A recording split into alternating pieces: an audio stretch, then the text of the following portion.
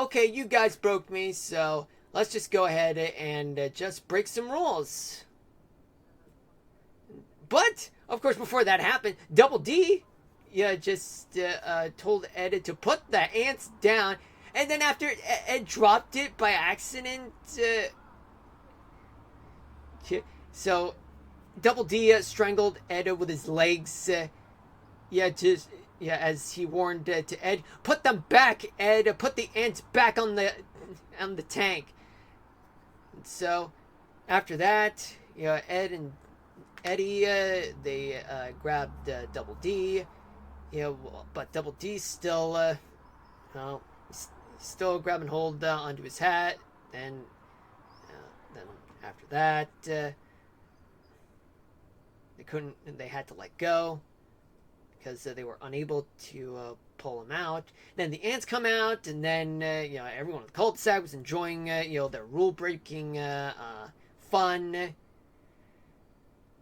then after that, Double D he came out at some point with a pantyhose on his head, and said, "Hey, guess what? I told on y'all. But at first, the kids were bluffing, but then Double D said, No, I actually told on y'all. I told all of your parents, and now they're on their way." And then Eddie and everyone else started realizing, oh shit, we gotta get back to civility. We gotta get back to having order.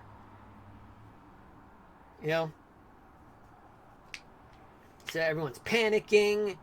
And then Eddie said, "Now we got to do what parents tell us to again." And then Kevin joined, weighed in and said, "Double dork, you broke the number one rule: don't squeal."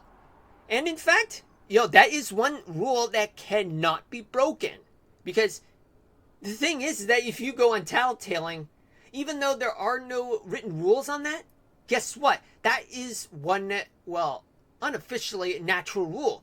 You tell on somebody, you broke the rules, guess what? You're going to get backlash. And boy, the Eds got backlashed.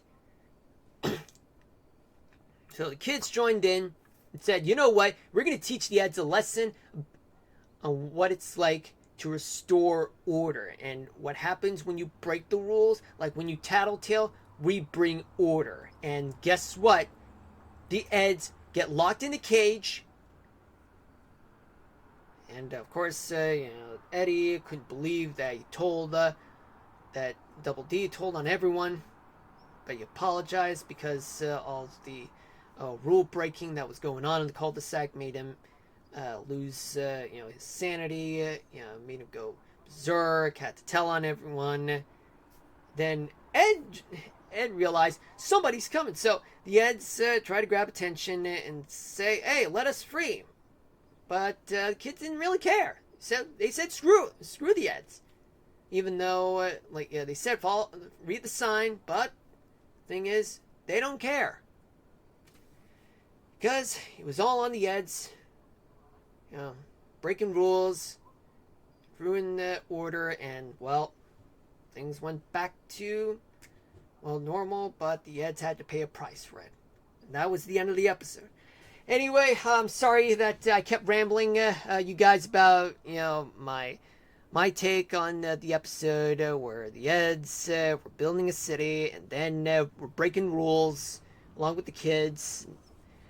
So anyway, that's it, you guys. So sorry that I kept yapping about Ed and Eddie and made me lose my focus on creating roundabouts in other parts of downtown and me getting started on the city. So now let's... but anyway, I am finished with marking every 5 streets and avenues. That part is over. In the next episode, we will get to the part where we build roundabouts, freeways, all that such, and buildings too. Let's not forget about that. Alright, now let's switch the scene back here. No tornado warnings, folks. That's good news. But we will do the weather topic of the day. So let's go ahead and do the weather topic of the day. And that would be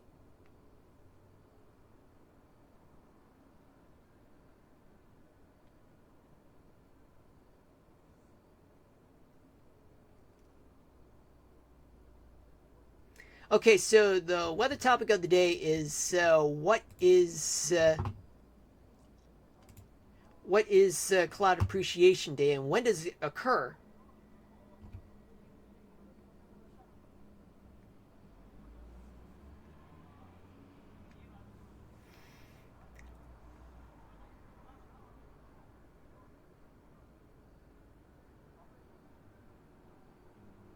Cloud Appreciation Day takes place on September 12th every year, according to the Cloud Appreciation Society.